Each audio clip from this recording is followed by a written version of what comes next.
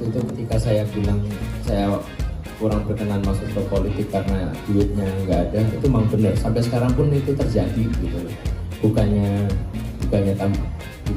duit nambah, yang ada duit itu berkurang gitu. Tapi ya alhamdulillahnya kan, maupun saya sebagai ketua umum partai sekarang, saya kan masih bisa bekerja.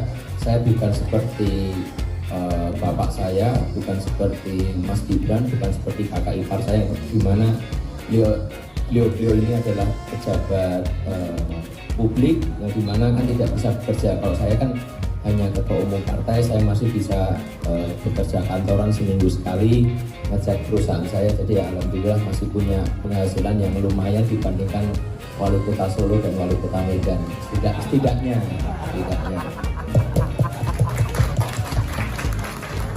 Nah, untuk merubah stigma itu sebenarnya saya itu ada perusahaan namanya Enigma. Enigma itu bergerak di bidang IT bootcamp, yang dimana kita membuat anak-anak SMK ini menjadi IT programmer selama 3 bulan. Itu gratis, kita kasih makan, kita kasih minum pasti, kita kasih tempat tinggal, kita kasih laptop, semuanya kita kasih pembelajaran, semuanya gratis selama 3 bulan. Dan setelah 3 bulan itu semua, habis itu kita cariin kerjaan. Tapi itu selama ini saya hanya bisa memproduksi selama 3 bulan itu hanya 30 orang.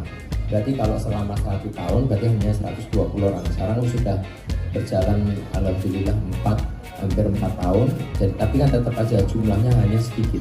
Nah, saya itu berharap dengan saya masuk politik, saya ini bisa membuat ini jauh lebih besar lagi. Dengan apa? Saya yakin kurikulum yang saya punya ini lumayan baik, lumayan bagus. Dimana kalau nanti saya masuk ke politik, saya ini bisa ini loh kurikulumnya tolong dipakai. Kurikulum ini dipakai supaya anak-anak ini bisa seperti anak-anak IT bootcamp saya yang bisa langsung bekerja. Ayo dengan hanya waktu 3 bulan. Apakah itu nanti dimasukkan ke kurikulum SMK atau di SMA, itu terserah. Buat saya kurikulum itu saya nggak perlu dibayar, saya nggak perlu minta royalty fee, saya nggak perlu duitnya. Saya itu cuma perlu ini loh, tolong dipakai supaya nanti ya kalau buat saya buat kebanggaan aja. Itu buat saya.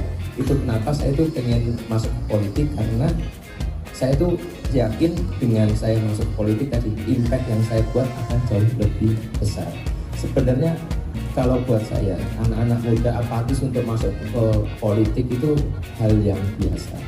Tapi buat saya, politik yang paling mudah untuk dilakukan anak-anak muda sekarang adalah nanti datang ke TPS 14 Februari 2024, sudah itu aja.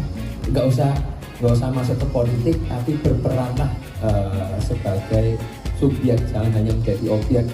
Jangan hanya dipakai sebagai orang-orang partai, memakai teman-teman yang masih muda ini sebagai ya kita ini mendukung anak muda, padahal kan kalian hanya dipakai objek-objeknya mereka aja. Dan tadi dibilang anak muda itu kan pemimpin masa depan.